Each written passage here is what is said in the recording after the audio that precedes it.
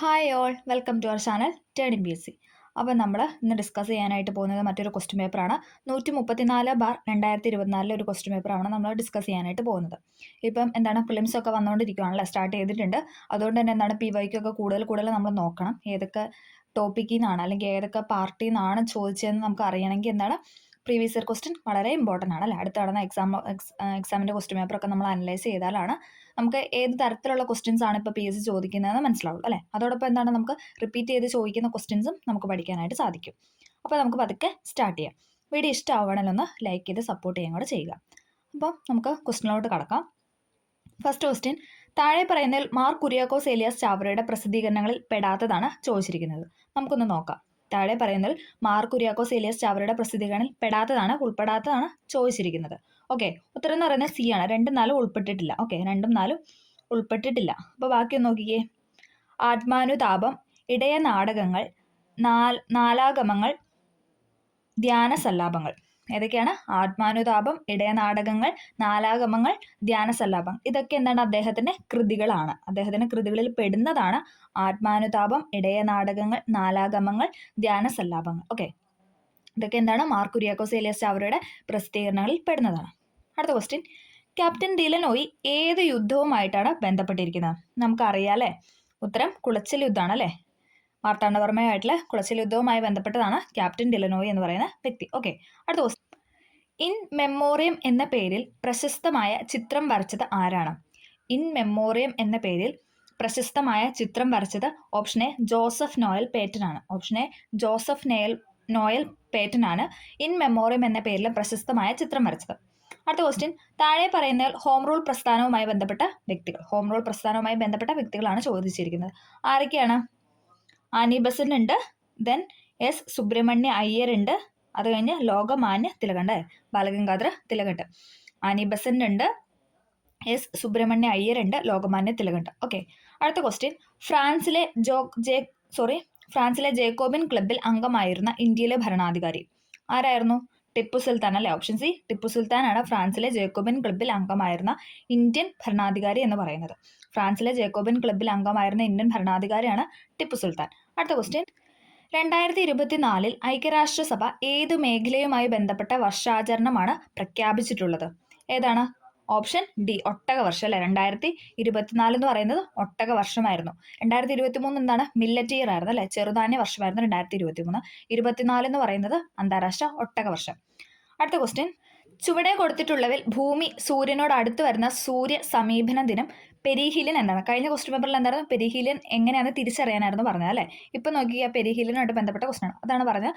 കൂടുതൽ ക്വസ്റ്റ്യൻ ചെയ്യുന്ന അനുസരിച്ച് നമുക്ക് ഒരേ ടോപ്പിക്കിൽ നിന്നുള്ള ക്വസ്റ്റ്യൻസ് റിപ്പീറ്റ് ചെയ്യുന്ന അല്ലേ, പല ടൈപ്പ് ഓഫ് ക്വസ്റ്റ്യൻ നമുക്ക് പരിചയപ്പെടാനായിട്ട് സാധിക്കും. ഓക്കെ, ചുവടെ കൊടുത്തിട്ടുള്ളതിൽ ഭൂമി സൂര്യനോട് അടുത്ത് വരുന്ന സൂര്യ സമീപന ദിനമായ പെരിഹീലിയൻ എന്നാണെന്നാണ് ചോദിച്ചത്. അപ്പോൾ ഇവിടെ എന്താണ് പറഞ്ഞത്? ഭൂമി സൂര്യനോട് അടുത്ത് വരുന്ന ദിനമാണ് പെരിഹീലിയൻ എന്ന് പറഞ്ഞത്. അതായിരുന്നു കഴിഞ്ഞ ക്വസ്റ്റ്യൻ പേപ്പറിലെ ക്വസ്റ്റ്യൻ എന്ന് പറയുന്നത്. ഓക്കെ, ഉത്തരം എന്ന് പറയുന്നത് ജനുവരി 3 ആണ്. ഓപ്ഷൻ എ ജനുവരി 3 ആണ് പെരിഹീലിയൻ ഡേ ആയിട്ട് പറയുന്നത്. ഓക്കെ, അടുത്ത ക്വസ്റ്റ്യൻ, നമ്മുടെ രാജ്യത്തിന്റെ ധരാതല ഭൂപടങ്ങൾ നിർമ്മിക്കുന്ന ഔദ്യോഗിക ഏജൻസിയായ സർവേ ഓഫ് ഇന്ത്യയുടെ ആസ്ഥാനം. ഇത് ഇതേപോലെ ചോദിച്ചായിരുന്നു അല്ലേ. ഉത്തരം എന്ന് പറയുന്നത് ഏതാണ്? ഡെറാഡൂൺ ആണ്. ഇത് റിപ്പീറ്റഡ് ക്വസ്റ്റ്യൻ ആണ്. ഓക്കെ, ധരാതല ഭൂപടങ്ങൾ നിർമ്മിക്കുന്ന ഔദ്യോഗിക ഏജൻസിയായ സർവേ ഓഫ് ഇന്ത്യയുടെ ആസ്ഥാനമാണ് ഡെറാഡൂൺ. അടുത്ത ക്വസ്റ്റ്യൻ, സഹ്യാദ്രിയിലെ മഹാബലേശ്വറിന് അടുത്ത് നിന്നും ഉത്ഭവിക്കുന്ന ഉപദ്വീപീയ നദി ഏതാണ്? കൃഷ്ണയാണല്ലേ. സഹ്യാദ്രിയിലെ മഹാബലേശ്വറിൽ നിന്ന് ഉത്ഭവിക്കുന്ന ഉപദ്വീപീയ നദിയാണ് കൃഷ്ണ എന്ന് പറയുന്നത്. അടുത്ത ക്വസ്റ്റ്യൻ, താഴെ പറയുന്നതിൽ പാരമ്പര്യ ഊർജ്ജ സ്രോതസ് റിപ്പീറ്റഡ് ആണ് അല്ലേ. പാരമ്പര്യ ഊർജ്ജ സ്രോതസ് ഏതാണ്? പാരമ്പര്യ ഊർജ്ജ സ്രോതസ് എന്ന് പറഞ്ഞാൽ നമ്മൾ ഓർക്കണം അല്ലേ, പാരമ്പര്യമായിട്ട് നമുക്ക് കിട്ടുന്ന കാര്യങ്ങളാണ് കണക്ട് ചെയ്യാൻ പറഞ്ഞിട്ടുണ്ടായിരുന്നു. അതേസമയം പാരമ്പര്യേതരം എന്താണ്? അത് ഡെയിലി നമുക്ക് കിട്ടുന്ന, അത് പാരമ്പര്യം അല്ല. ഓക്കെ, അങ്ങനെ കണക്ട് ചെയ്യുക. പാരമ്പര്യ ഊർജ്ജ സ്രോതസ് എന്ന് പറയുമ്പോൾ പാരമ്പര്യമായിട്ട് നമുക്ക് ഇങ്ങനെ നമ്മൾ ഇങ്ങനെയല്ല പറയുന്നത്, കൈമാറി വരുന്നു. ആ ഒരു കണക്ഷൻ കൊടുത്ത് പഠിക്കുക. പാരമ്പര്യ ഊർജ്ജ സ്രോതസ്സിന് എക്സാമ്പിൾ ആണ് ഇതെന്ന് പറയുന്നത് ഭൗമ താപോർജ്ജം എന്ന് പറയുന്നത്. ഇതിലൊരു മിസ്റ്റേക്ക് ഉണ്ട്. നമുക്ക് ഓപ്ഷൻ എ കൽക്കരി, അതും എന്താണ്? പാരമ്പര്യ ഊർജ്ജ സ്രോതസ്സാണ്. ഈ ക്വസ്റ്റ്യൻ ഡിലീറ്റഡ് ആവാനുള്ള ചാൻസ് ഉണ്ട് കേട്ടോ. ഓക്കെ, നമുക്കത് നോക്കണ്ട. അടുത്ത ക്വസ്റ്റ്യനിലോട്ട് പോവാം. കോട്ടപ്പുറം മുതൽ കൊല്ലം വരെ, നമുക്ക് സാധാരണ ചോദിക്കുന്നത് കൊല്ലം കോട്ടപ്പുറം എന്നാണ്. തിരിച്ചിട്ട് ചോദിച്ചു, കോട്ടപ്പുറം മുതൽ കൊല്ലം വരെയുള്ള ഇന്ത്യയിലെ ദേശീയപാതയാണ് ചോദിച്ചിരിക്കുന്നത്. ഏതാണ്? ഓപ്ഷൻ സി NW3 അല്ലേ. റിപ്പീറ്റ് ചോദിക്കുന്ന ക്വസ്റ്റ്യൻ ആണ്. ഇപ്പോൾ അത് കോഴിക്കോട് വരെ നീട്ടിയിട്ടുണ്ട്. അപ്പോൾ കൊല്ലം കോഴിക്കോട് തന്നാൽ ഇനി മുതൽ അതായിരിക്കും ആൻസർ എന്ന് പറയുന്നത്. ഓക്കെ, അടുത്ത ക്വസ്റ്റ്യൻ, വിദ്യാഭ്യാസ രംഗത്ത് ബഹുഭാഷാ തത്വം പ്രോത്സാഹിപ്പിക്കുന്നതിനായി ആർട്ടിഫിഷ്യൽ ഇന്റലിജൻസ് അടിസ്ഥാനമാക്കിയുള്ള കേന്ദ്ര സർക്കാരിന്റെ പ്ലാറ്റ്ഫോം ഏതാണ്? ഓപ്ഷൻ ബി ആണ് അനുവാദിനിയാണ്. Option B Anuvadini. വിദ്യാഭ്യാസ രംഗത്ത് ബഹുഭാഷാ തത്വം പ്രോത്സാഹിപ്പിക്കുന്നതിനായി ആർട്ടിഫിഷ്യൽ ഇന്റലിജൻസ് അടിസ്ഥാനമാക്കിയുള്ള കേന്ദ്ര സർക്കാരിന്റെ പ്ലാറ്റ്ഫോമാണ് അനുവാദിനി. അടുത്ത ക്വസ്റ്റ്യൻ, താഴെ പറയുന്ന പ്രസ്താവനയിൽ രണ്ടാം പഞ്ചവത്സര പദ്ധതി, നമ്മളിപ്പോൾ കണ്ട എല്ലാ ക്വസ്റ്റ്യൻ പേപ്പറിൽ എന്താണ് ഈ രണ്ടാമത്തെ പഞ്ചവത്സര പദ്ധതി ആയിരുന്നു സ്റ്റേറ്റ്മെന്റ് ആയിട്ട് ചോദിച്ചിട്ടുള്ളത് അല്ലേ? അപ്പോൾ നമുക്ക് നോക്കാം. മഹലനോബിസ് മാതൃക അടിസ്ഥാനമാക്കി, ഇത് തന്നെയായിരുന്നു കഴിഞ്ഞ ക്വസ്റ്റ്യൻ പേപ്പറിൽ എന്താണ് ഫസ്റ്റ് സ്റ്റേറ്റ്മെന്റ് എന്ന് പറഞ്ഞത്. മഹലനോബിസ് മാതൃക അടിസ്ഥാനമാക്കിയിട്ടുള്ളതാണ്. അത് ശരിയാണല്ലേ? അത് ശരിയാണ്. ഓപ്ഷൻ ഒന്നാമത്തെ സ്റ്റേറ്റ്മെന്റ് ശരിയാണ്. മനുഷ്യ വിഭവശേഷി വികസനം ആയിരുന്നു ലക്ഷ്യം. അത് തെറ്റാണ്. മനുഷ്യ വിഭവശേഷി തെറ്റാണ്. വ്യവസായ വികസനത്തിൽ ശ്രദ്ധ കേന്ദ്രീകരിച്ചു. ഇതേ സ്റ്റേറ്റ്മെന്റ് ആയിരുന്നു അതിനകത്ത് റിപ്പീറ്റ് ചെയ്തത്. ഇത് തന്നെയായിരുന്നു ചോദിച്ചത്. വിദേശ രാജ്യങ്ങളുടെ സഹായത്തോടെ രാജ്യത്തിന് വിവിധ ഭാഗങ്ങളിൽ ഇരുമ്പുരുക്ക് നിർമ്മാണശാലകൾ സ്ഥാപിച്ചു. ആ ക്വസ്റ്റ്യൻ പേപ്പർ കേട്ടവർക്കറിയാം. സെയിം ആയിട്ടുള്ള 4 സ്റ്റേറ്റ്മെന്റ് ആണ് ഇവിടെയും തന്നിരിക്കുന്നത്. ഒരു വ്യത്യാസവും ഇല്ല. ഓക്കെ, അപ്പം ഇതിൽ തെറ്റായിട്ടുള്ളതാണ് ചോദിച്ചിരിക്കുന്നത്. എ ആണ് തെറ്റെന്ന് പറയുന്നത്. ഓക്കെ, രണ്ടാമത്തെ സ്റ്റേറ്റ്മെന്റ് ആണ് തെറ്റ്. അടുത്ത ക്വസ്റ്റ്യൻ, അടുത്തത് എന്താണ്? റിപ്പീറ്റഡ് ക്വസ്റ്റ്യൻ ആണ്. അതേപോലത്തെ സ്റ്റേറ്റ്മെന്റ് തന്നിട്ടുള്ള ക്വസ്റ്റ്യൻ ആണ്. ഇതിലൊരു 3-4 ക്വസ്റ്റ്യൻ എന്താണ് കഴിഞ്ഞ ക്വസ്റ്റ്യൻ പേപ്പറായിട്ട് സാമ്യമുള്ള, അതായത് അതേപോലെ തന്നെ എടുത്ത് കോപ്പി പേസ്റ്റ് ചെയ്തപോലെ ചോദിച്ചേക്കുന്നു. താഴെ പറയുന്ന പ്രസ്താവനകൾ ഏത് സംവിധാനത്തെ ഉദ്ദേശിച്ചുള്ളതാണ്? ഇത് തന്നെയായിരുന്നു കഴിഞ്ഞ ക്വസ്റ്റ്യൻ പേപ്പറിലും. ഓക്കെ, നമുക്ക് നോക്കാം. 2015 ജനുവരി 1 നിലവിൽ വന്നു. ഏതാണ്? നീതി ആയോഗ് ആണല്ലേ. ഫസ്റ്റ് സ്റ്റേറ്റ്മെന്റ് വായിക്കുമ്പോൾ തന്നെ നമുക്ക് കണക്ട് ചെയ്യാം. ഭാരത സർക്കാരിന്റെ ഒരു വിദഗ്ധ ഉപദേശ സമിതിയാണ്. ശരിയാണ്. നീതി ആയോഗ് എന്ന് പറയുന്നതാണ്. പ്രധാനമന്ത്രിയാണ് ഇതിന്റെ വൈസ് ചെയർമാൻ. അതിലും അത് തന്നെയാണ് കൊടുത്തിരുന്നത്. ചെയർമാൻ ആയിരുന്നു അല്ലേ? പ്രധാനമന്ത്രിയാണ് ഇതിന്റെ ചെയർമാൻ എന്ന് പറയുന്നത്. ദേശീയ അന്തർദേശീയ പ്രാധാന്യമുള്ള സാമ്പത്തിക നയ വിഷയങ്ങളിൽ കേന്ദ്ര സംസ്ഥാന സർക്കാരുകൾക്ക് പ്രത്യേക സാങ്കേതിക ഉപദേശം നൽകേണ്ടതിന്റെ ചുമതല എന്ന് പറയുന്നു. അത് 4 സ്റ്റേറ്റ്മെന്റ് എന്താണ്? നീതി ആയോഗിനെ പറ്റി ബന്ധമുള്ളതാണ്. അടുത്ത ക്വസ്റ്റ്യൻ, നമ്മൾ കഴിഞ്ഞ ക്ലാസ്സിൽ ഇത് റിപ്പീറ്റ് ചെയ്ത് പറഞ്ഞുകൊണ്ടാണ് ഇനി പറയാത്തത്. ഇതിലൊരു 4-5 ക്വസ്റ്റ്യൻ എന്താണ് സെയിം ആയിട്ട് ക്വസ്റ്റ്യൻ പേപ്പറിൽ റിപ്പീറ്റ് ചെയ്തിട്ടുണ്ട്. ഓക്കെ, ഒരേപോലെ.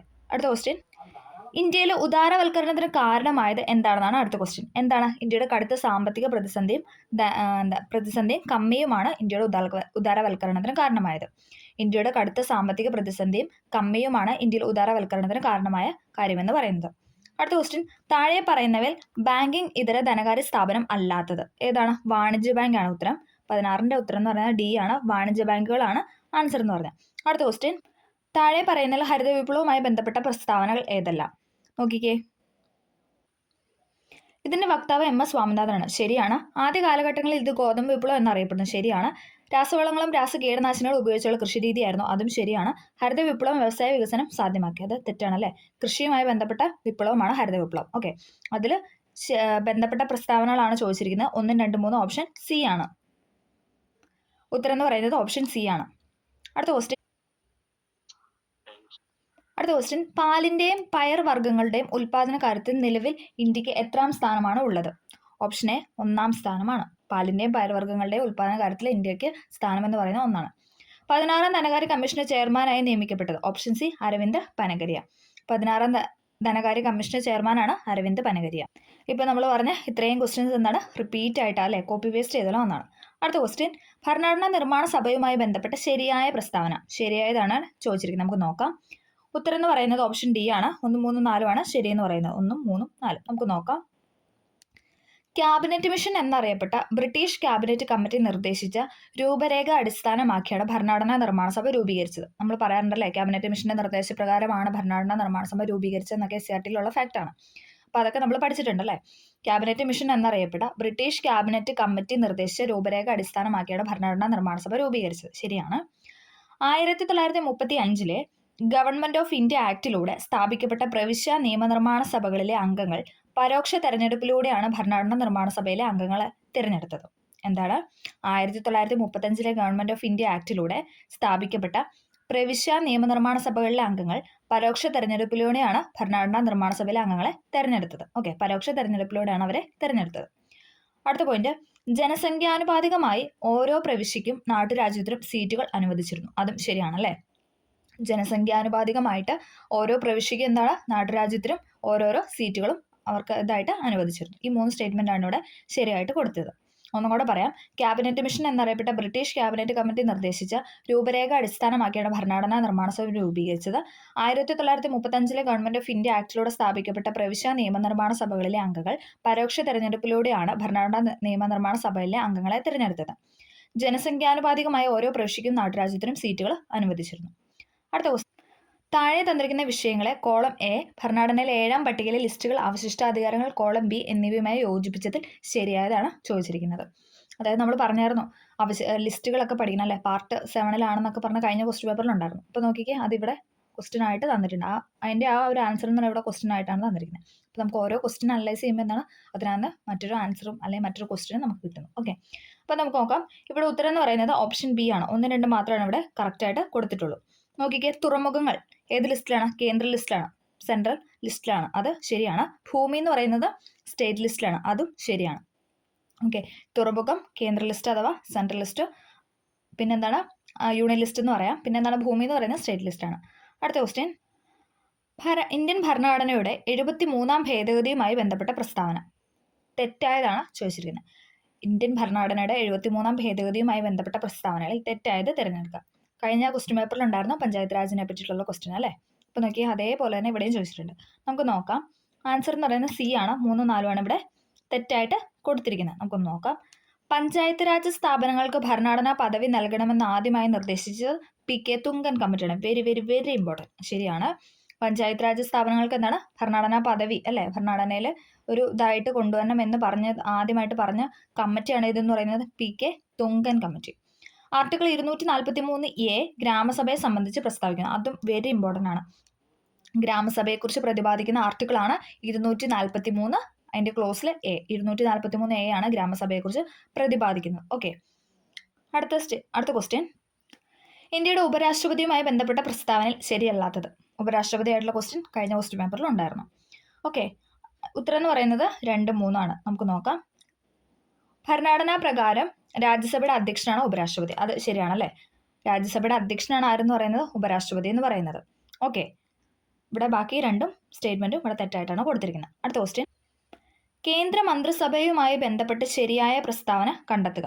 കേന്ദ്ര മന്ത്രിസഭയുമായി ബന്ധപ്പെട്ട ശരിയായ പ്രസ്താവന 1, 2, 4 ആണ് ഇവിടെ ശരിയായിട്ട് കൊടുത്തിട്ടുള്ളത്. നമുക്ക് നോക്കാം.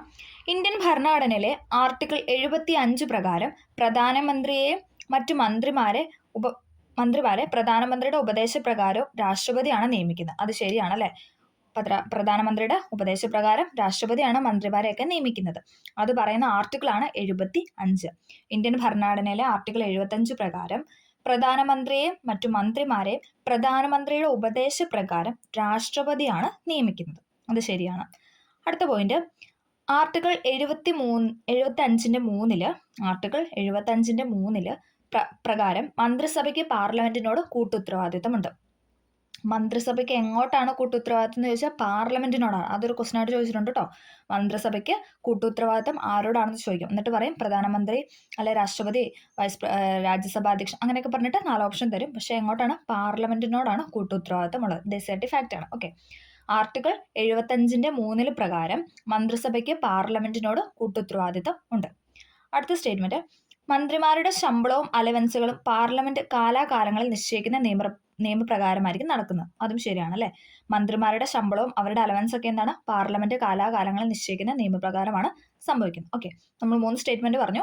ഇന്ത്യൻ ഭരണഘടന ആർട്ടിക്കിൾ 75 പ്രകാരം പ്രധാനമന്ത്രിയെ മറ്റു മന്ത്രിമാരെ പ്രധാനമന്ത്രിയുടെ ഉപദേശപ്രകാരം, അതായത് പ്രധാനമന്ത്രിയെ നിയമിക്കുന്ന ആരാണ്? രാഷ്ട്രപതിയാണ്. അതോടൊപ്പം പ്രധാനമന്ത്രി പറഞ്ഞിട്ട് മന്ത്രിമാരെ അല്ലെ, മന്ത്രിമാരുണ്ടല്ലോ, കേന്ദ്രമന്ത്രിമാരും സഹമന്ത്രി അവരൊക്കെ ഉണ്ടല്ലോ, അവരെയൊക്കെ നിയമിക്കുന്ന ആരാണ്? രാഷ്ട്രപതിയാണ്. ഓക്കെ, ആർട്ടിക്കിൾ 75-ന്റെ ക്ലോസ് 3 പറയുന്നത് മന്ത്രിസഭയ്ക്ക് എങ്ങോട്ടാണോ കൂട്ടുത്തരവാദിത്തം? പാർലമെന്റിനോടാണ് കൂട്ടുത്തരവാദിത്തം.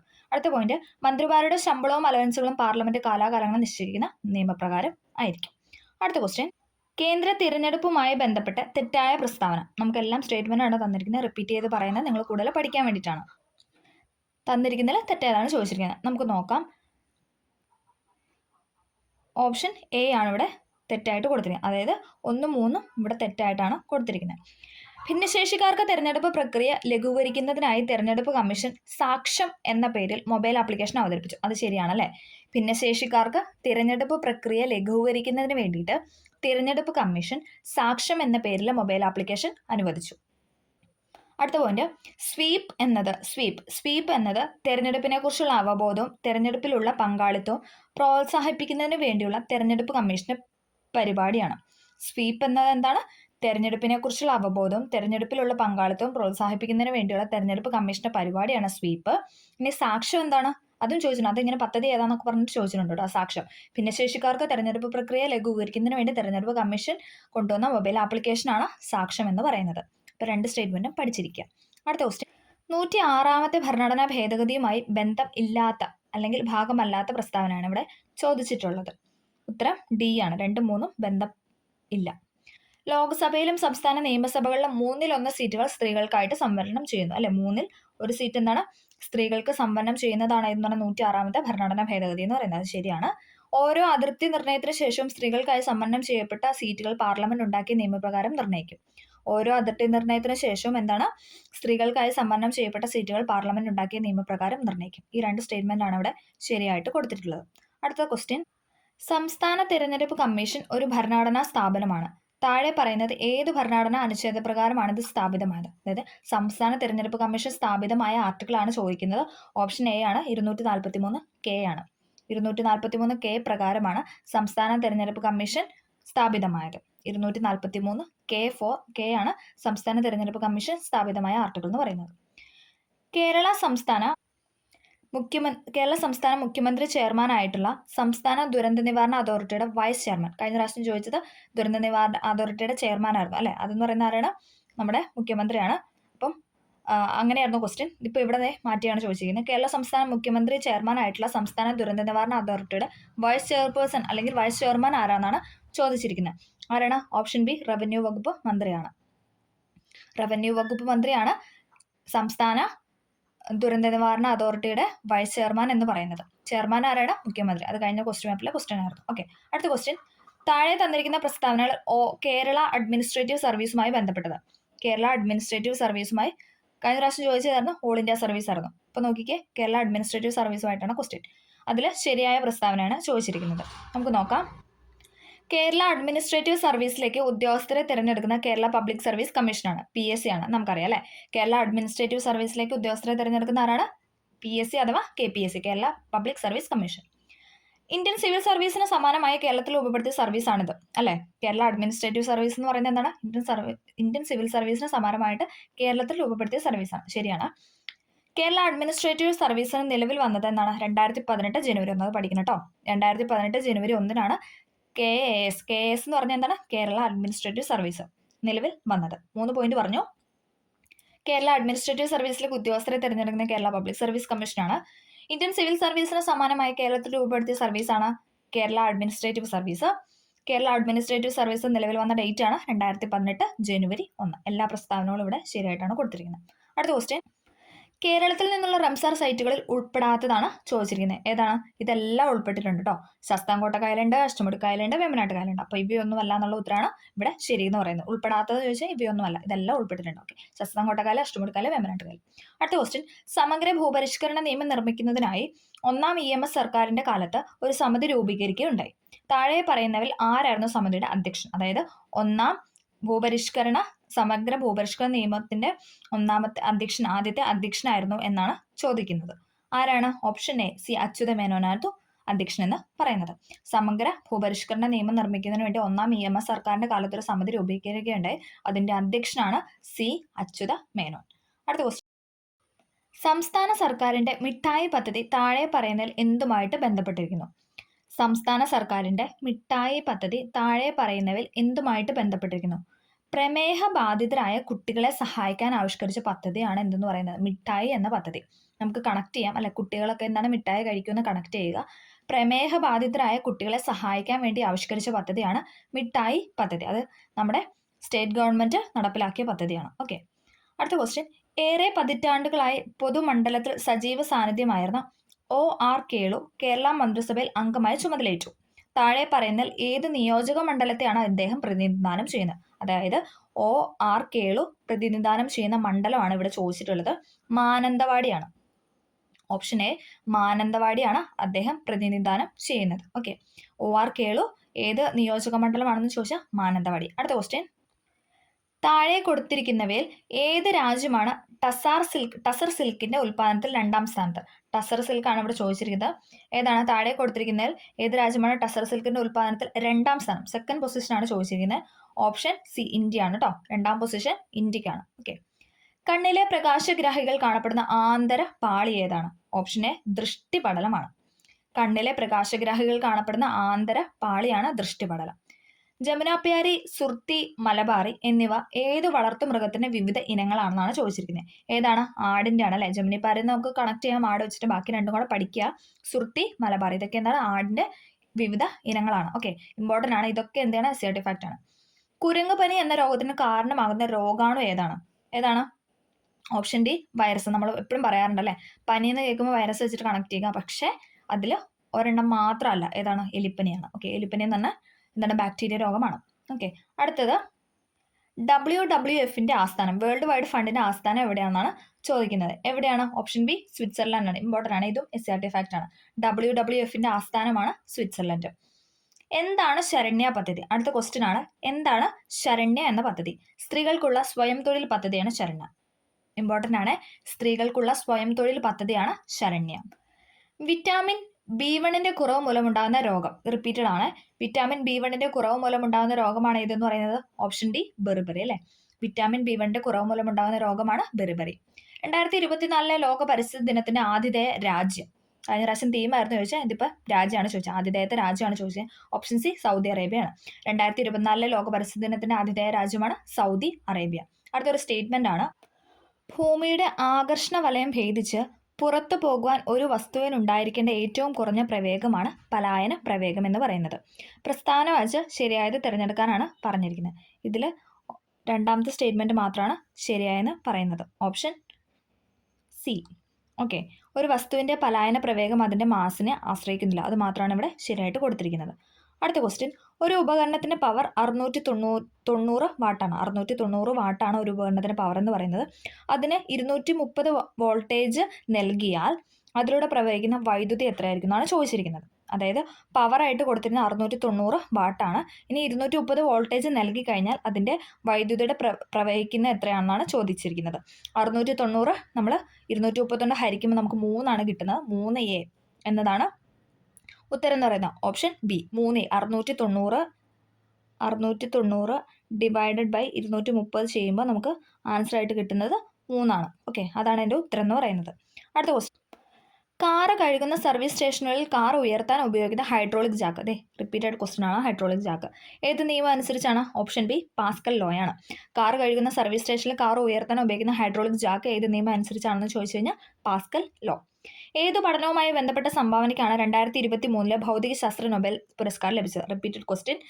ഏതു പഠനവുമായി ബന്ധപ്പെട്ട സംഭാവനയ്ക്കാണ് 2023 ഭൗതികശാസ്ത്ര നൊബേൽ പുരസ്കാരം ലഭിച്ചതെന്ന് ചോദിച്ചാൽ ഓപ്ഷൻ ഡി ഇലക്ട്രോൺ ഡൈനാമിക്സ് ആണ്. ഇലക്ട്രോൺ ഡൈനാമിക്സുമായി ബന്ധപ്പെട്ട സംഭാവനയ്ക്കാണ് 2023 ഭൗതികശാസ്ത്ര നൊബേൽ ലഭിച്ചത്. അടുത്ത ക്വസ്റ്റ്യൻ. വിക്രം S എന്ന റോക്കറ്റിനെ കുറിച്ചുള്ള ശരിയായ പ്രസ്താവനയാണ് ചോദിച്ചിരിക്കുന്നത്. ഉത്തരം ബി ആണ്. 1, 2, 4 ആണ് ഇവിടെ ശരിയായിട്ട് കൊടുത്തിരിക്കുന്നത്. ഓക്കെ, സ്വകാര്യ മേഖലയിൽ വികസിപ്പിച്ച ഇന്ത്യയുടെ ആദ്യത്തെ റോക്കറ്റാണ് വിക്രം S. സ്വകാര്യ മേഖലയിൽ വികസിപ്പിച്ച ഇന്ത്യയുടെ ആദ്യത്തെ റോക്കറ്റാണ് വിക്രം S. ഹൈദരാബാദ് ആസ്ഥാനമായുള്ള സ്കൈറൂട്ട് എയറോസ്പേസ് എന്ന സ്റ്റാർട്ടപ്പാണ് റോക്കറ്റ് വികസിപ്പിച്ചത്. ഏതാണ്? ഹൈദരാബാദ് ആസ്ഥാനമായിട്ടുള്ള സ്കൈറൂട്ട് എയറോസ്പേസ് എന്ന സ്റ്റാർട്ടപ്പാണ് ഈ റോക്കറ്റ്, അതായത് വിക്രം S എന്ന റോക്കറ്റ് വികസിപ്പിച്ചത്. ശ്രീഹരിക്കോട്ടയിലെ സതീഷ് ധവാൻ സ്പേസ് സെന്ററിൽ നിന്നാണ് റോക്കറ്റ് വിക്ഷേപിച്ചത് എവിടെ നിന്നാണെന്ന് ചോദിച്ചാൽ എവിടെയാണ്? ശ്രീഹരിക്കോട്ടയിലെ സതീഷ് ധവാൻ സ്പേസ് സെന്റർ. ഇനി വികസിപ്പിച്ചത് എവിടെയാണെന്ന് ചോദിച്ചാൽ ഹൈദരാബാദ് ആസ്ഥാനമുള്ള സ്കൈറൂട്ട് എയറോസ്പേസ് ആണ്. ഓക്കെ, അടുത്ത ക്വസ്റ്റ്യൻ. ചേരുംപടി ചേർക്കാനാണ് പറഞ്ഞിരിക്കുന്നത്. നോക്കി, ഓപ്ഷൻ എ ആണ് ഉത്തരം എന്ന് പറയുന്നത്. ബോയിൽ ലോ ഏതാണ്? ദേ ഉത്തരം എന്ന് പറയുന്നത് ഇതാണ്. ദെൻ ഡാൾട്ടൻ്റെ നിയമം, ഇതിൻ്റെ ഇക്വേഷനാണ് ഇവിടെ തന്നിട്ടുള്ളത്. ഓക്കെ, അപ്പോൾ ഇതെല്ലാവരും ഒന്ന് പഠിക്കാനായിട്ട് ശ്രമിക്കുക. ഇപ്പോൾ ഇക്വേഷൻ തന്നിട്ടുള്ള ക്വസ്റ്റ്യനൊക്കെ PC ചോദിച്ചു തുടങ്ങിയിട്ടുണ്ടാവുകൊണ്ട് ഇക്വേഷനും കൂടെ പഠിച്ചിരിക്കാനായിട്ട് ശ്രമിക്കാം. അവഗാഡ്രോ ലോ എന്ന് പറയുന്നത് V is proportional to N ആണ്.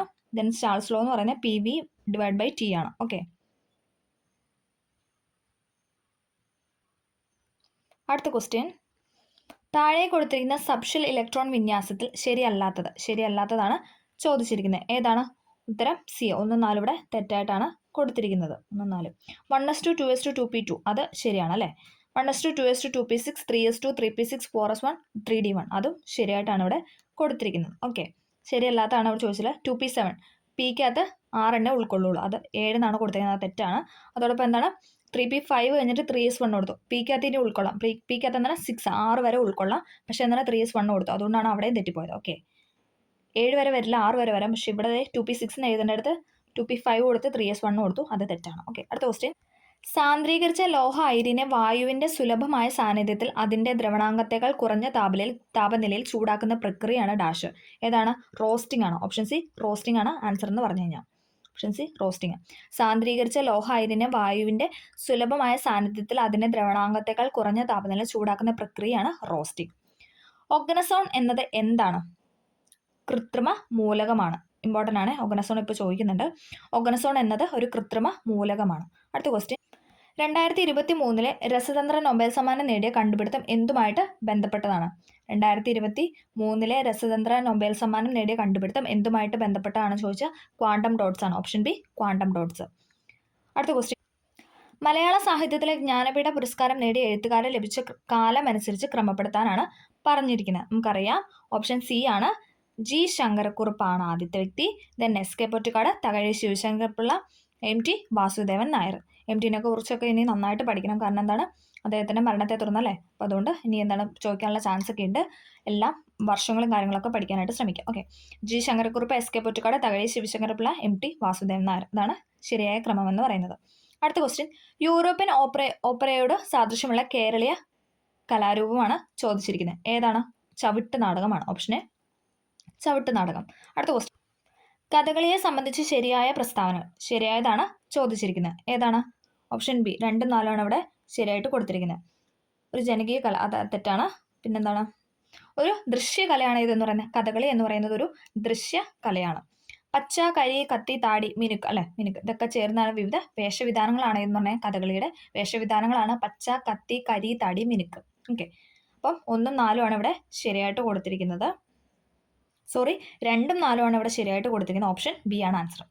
അടുത്ത ക്വസ്റ്റ്യൻ. കേരളത്തിലെ ആദ്യത്തെ സർക്കസ് പരിശീലന കേന്ദ്രം എവിടെയാണ്? കേരളത്തിലെ ആദ്യത്തെ സർക്കസ് പരിശീലന കേന്ദ്രം ഓപ്ഷൻ സി തലശ്ശേരിയിലാണ്. കേരളത്തിലെ ആദ്യത്തെ സർക്കസ് പരിശീലന കേന്ദ്രം എവിടെയാണെന്ന് ചോദിച്ചാൽ ഓപ്ഷൻ സി തലശ്ശേരി. അടുത്ത ക്വസ്റ്റ്യൻ. താഴെ പറയുന്ന സാഹിത്യകാരന്മാരുടെ തൂലികാ നാമങ്ങൾ ശരിയായത് തിരഞ്ഞെടുക്കാനാണ് പറഞ്ഞിരിക്കുന്നത്. നോക്കിക്കേ, 1ഉം 3ഉം ആണ് ഇവിടെ ശരിയായിട്ട്. ആശാമേനോന്റെ തൂലികാനാമമാണ് കെ ശ്രീകുമാർ. ഇനി എന്താണ്? ഒളപ്പമണ്ണയുടെ പേരാണ് സുബ്രഹ്മണ്യൻ നമ്പൂതിരി. ഇത് രണ്ടുമാണ് ഇവിടെ ശരിയായിട്ട് കൊടുത്തിരിക്കുന്നത്. ഓക്കെ, ആശാമേനോന്റെ ആണ് കെ ശ്രീകുമാർ, ഒളപ്പമണ്ണയുടെയാണ് സുബ്രഹ്മണ്യൻ നമ്പൂതിരി. അടുത്ത ക്വസ്റ്റ്യൻ. യുനെസ്കോയുടെ സാഹിത്യ നഗര പദവി ലഭിക്കുന്ന ഇന്ത്യയിലെ ആദ്യത്തെ നഗരം. റിപ്പീറ്റഡ് കറണ്ട് അഫെയർ ആണ്, റിപ്പീറ്റഡ് ആണ്. കോഴിക്കോടാണ് ഉത്തരം എന്ന് പറയുന്നത്. യുനെസ്കോയുടെ സാഹിത്യ നഗര പദവി ലഭിക്കുന്ന ഇന്ത്യയിലെ ആദ്യത്തെ നഗരമാണ് കോഴിക്കോട്. അടുത്ത ക്വസ്റ്റ്യൻ.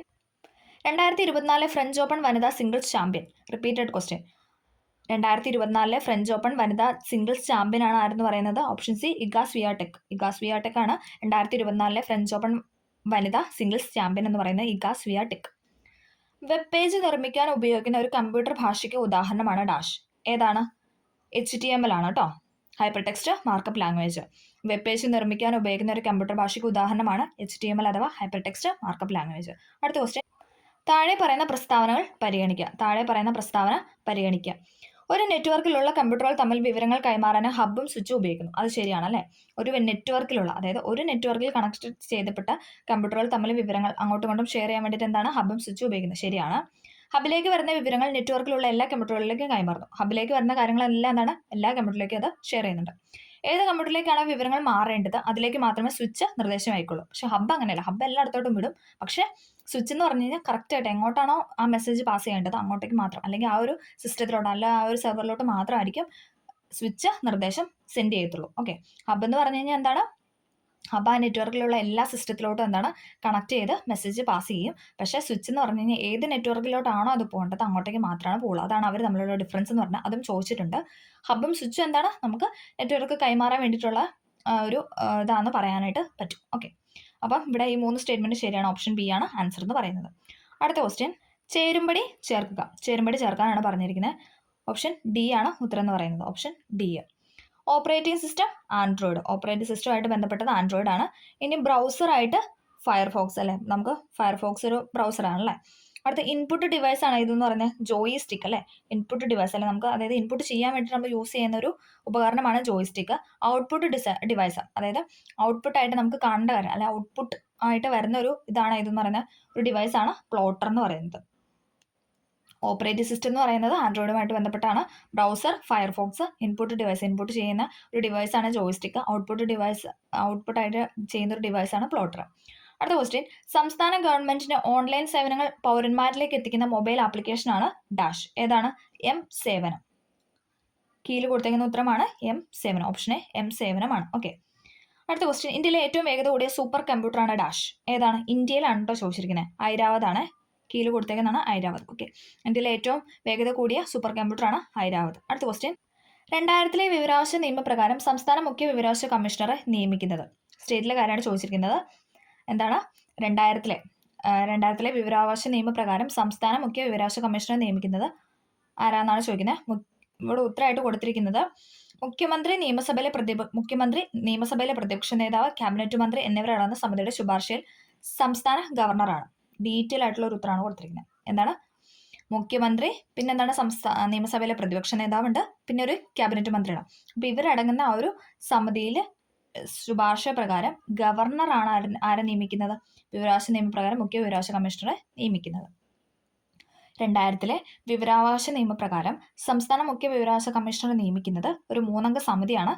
സമിതിയിലെ അംഗങ്ങളാണ് മുഖ്യമന്ത്രി, പ്രതിപക്ഷ നേതാവ്, നിയമസഭയിലെ പ്രതിപക്ഷ നേതാവ്, ദെൻ ക്യാബിനറ്റ് മന്ത്രി. ഇവർ 3 പേരും കൂടെ കൂടിയിട്ട് ആ ഒരു സമിതിയിൽ നിന്ന് ഒരു തീരുമാനം എടുക്കും. അവരുടെ ശുപാർശ പ്രകാരം എന്താണ്? ഗവർണറാണ് വിവരാവകാശ കമ്മീഷണറെ നിയമിക്കുന്നത്. അടുത്ത ക്വസ്റ്റ്യൻ, മാതാപിതാക്കളെയും മുതിർന്ന പൗരന്മാരുടെയും പരിപാലനവും ക്ഷേമവും നിയമം 2007 പ്രകാരം മുതിർന്ന പൗരൻ എന്നാൽ എന്താണെന്നാണ് ചോദിച്ചിരിക്കുന്നത്. എന്താണ്? 60 വയസ്സോ, റിപ്പീറ്റഡ് ക്വസ്റ്റ്യൻ ആണ്, 60 വയസ്സോ അതിൽ കൂടുതലോ പ്രായമുള്ള ഏതൊരു വ്യക്തിയും ഇന്ത്യൻ പൗരനാണെങ്കിൽ എന്താണ്? അത് മുതിർന്ന പൗരനായിട്ടാണ് കണക്കാക്കുന്നത്. മാതാപിതാക്കളുടെയും മുതിർന്ന പൗരന്മാരുടെയും പരിപാലനവും ക്ഷേമം നിയമം 2007 പ്രകാരം മുതിർന്ന പൗരന്മാർ എന്ന് പറഞ്ഞാൽ എന്താണ്? 60 വയസ്സോ അതിൽ കൂടുതലോ പ്രായമുള്ള ഏതൊരു ഇന്ത്യൻ പൗരനാണെങ്കിലും അയാൾ എന്താണ്? മുതിർന്ന പൗരൻ എന്ന ഗണത്തിലാണ് പെടുന്നത്. അടുത്ത ക്വസ്റ്റ്യൻ, ഉപഭോക്തൃ സംരക്ഷണ നിയമപ്രകാരം 2019 പ്രകാരം ആർക്ക് പരാതിക്കാരൻ ആകാം? റിപ്പീറ്റഡ് ക്വസ്റ്റ്യൻ ആണ്. ഉപഭോക്തൃ സംരക്ഷണ നിയമം 2019 പ്രകാരം ആർക്ക് പരാതിക്കാരൻ, അതായത് പരാതി നൽകാൻ ആർക്കൊക്കെ കഴിയുമെന്നാണ് ചോദിച്ചിരിക്കുന്നത്. ഉത്തരം എന്ന് പറയുന്നത് ഏതാണ്? ഓപ്ഷൻ ഡി ആണ്. എയ്ക്കും ബിക്കും പറ്റും. നമുക്ക് നോക്കാം. ഒരു ഉപഭോക്താവോ അല്ലെങ്കിൽ ഏതെങ്കിലും രജിസ്റ്റർ ചെയ്ത സന്നദ്ധ ഉപഭോക്തൃ അസോസിയേഷനോ അല്ലെങ്കിൽ കേന്ദ്ര ഗവൺമെന്റ്, ഏതെങ്കിലും സംസ്ഥാന ഗവൺമെന്റോ. അപ്പോൾ ഇവർക്ക് എല്ലാവർക്കും എന്താണ്? പരാതിക്കാരനാവാനായിട്ട് സാധിക്കുമെന്നാണ് പറയുന്നത്. ഒരു ഉപഭോക്താവോ അല്ലെങ്കിൽ ഏതെങ്കിലും രജിസ്റ്റർ ചെയ്ത സന്നദ്ധ ഉപഭോക്തൃ അസോസിയേഷനോ, ഇനി അതോ അല്ലെങ്കിൽ കേന്ദ്ര ഗവൺമെന്റിനോ അല്ലെങ്കിൽ സംസ്ഥാന ഗവൺമെന്റിനോ, ഇവർക്കൊക്കെ എന്താണ്? 2019 ഉപഭോക്തൃ സംരക്ഷണ നിയമപ്രകാരം പരാതിക്കാരനാവാനായിട്ട് സാധിക്കും. അടുത്ത ക്വസ്റ്റ്യൻ, 2012 ലൈംഗിക കുറ്റകൃത്യങ്ങളിൽ നിന്നുള്ള കുട്ടികളുടെ സംരക്ഷണ നിയമപ്രകാരം കുട്ടി എന്ന പദം നിർവചിച്ചിരിക്കുന്നത് ഏതാണ്? ഓപ്ഷൻ ബി ആണല്ലേ. 18 വയസ്സിന് താഴെയുള്ള ഏതൊരു വ്യക്തിയും, അതിൽ ആൺകുട്ടിയും വരാം പെൺകുട്ടിയും വരാം. 18 വയസ്സിന് താഴെയുള്ള ഏതൊരു വ്യക്തിയും എന്താണ്? 2012 അതായത് പോക്സോ ആക്ട് അല്ലേ, 2012 ലൈംഗിക കുറ്റകൃത്യങ്ങളിൽ നിന്നുള്ള കുട്ടികളുടെ സംരക്ഷണ നിയമപ്രകാരം കുട്ടി എന്ന് പറഞ്ഞാൽ 18 വയസ്സിന് താഴെയുള്ള ഏതൊരു വ്യക്തി. അടുത്ത ക്വസ്റ്റ്യൻ, ഗാർഹിക പീഡനത്തിൽ നിന്നുള്ള സ്ത്രീകളുടെ സംരക്ഷണ നിയമം 2005 പ്രകാരമുള്ള ഗാർഹിക പീഡനത്തിന്റെ നിർവചനത്തിൽ ഇവ ഉൾപ്പെടുന്നു. ഏതൊക്കെയാണെന്നാണ് ചോദിച്ചിരിക്കുന്നത്. ഓപ്ഷൻ എ ഉണ്ട്, ബി ഉണ്ട്, അതായത് ഡി, എ ആൻഡ് ബി എന്ന് കൊടുത്തിട്ടുണ്ട്. ശാരീരികമോ വാക്കാലുള്ളതോ ആയവ, സാമ്പത്തികമായവ. ഇത് രണ്ടും എന്താണ്? 2005 പ്രകാരമുള്ള ഗാർഹിക പീഡനത്തിന്റെ നിർവചനത്തിൽ പെടുന്നവയാണ്. ഗാർഹിക പീഡനത്തിൽ നിന്നുള്ള സ്ത്രീകളുടെ സംരക്ഷണ നിയമം 2005 പ്രകാരമുള്ള ഗാർഹിക പീഡനത്തിന്റെ നിർവചനത്തിൽ ഉൾപ്പെടുന്ന കാര്യങ്ങളാണ് ശാരീരികമോ വാക്കാലുള്ളതോ ആയവ, അതോടൊപ്പം സാമ്പത്തികമായവ. ഇത് രണ്ടും ഇതിൽ പെടുന്നതാണ്. അടുത്ത ക്വസ്റ്റ്യൻ, സാമ്പത്തികമായി പിന്നാക്കം നിൽക്കുന്ന വിഭാഗങ്ങൾക്ക്, അതായത് EWS, ഇക്കണോമിക്കലി വീക്കർ സെക്ഷൻ അല്ലേ, സാമ്പത്തികമായി പിന്നാക്കം നിൽക്കുന്ന വിഭാഗങ്ങൾക്ക് 10% സംവരണം ഏർപ്പെടുത്തിയ ഇന്ത്യൻ ഭരണഘടന ഭേദഗതിയാണ് ചോദിച്ചിരിക്കുന്നത്. ഏതാണ്? 103 അല്ലേ. സാമ്പത്തികമായി പിന്നാക്കം നിൽക്കുന്ന വിഭാഗങ്ങൾക്ക് EWSന് 10% സംവരണം ഏർപ്പെടുത്തിയ ഇന്ത്യൻ ഭരണഘടന ഭേദഗതി. EWS എന്ന് എഴുതുമ്പോൾ 3 അക്ഷരമല്ലേ ഉള്ളത്, EWS. അപ്പോൾ നമുക്ക് 103 വെച്ചിട്ട് കണക്ട് ചെയ്യാം. 3 അല്ലേ, 100+ എന്നുള്ള രീതിയിൽ ഓർക്കുക. ദെൻ 103 ആണോ 101 ആണോ ആ ഒരു ഡൗട്ട് വരാണ്ടിരിക്കാൻ EWS 3 അക്ഷരം ഉണ്ടല്ലേ, EWS 103 കണക്ട് ചെയ്യുക. ഏത് രാജ്യമാണ് അടുത്തിടെ ആണവായുധങ്ങളുമായി ബന്ധപ്പെട്ട വ്യവസ്ഥകൾ അതിന്റെ ഭരണഘടനയിൽ ഉൾപ്പെടുത്തിയെന്നാണ് ചോദിക്കുന്നത്. ഓപ്ഷൻ സി, ഉത്തര കൊറിയയാണ്. കറണ്ട് അഫെയർ ആണ്.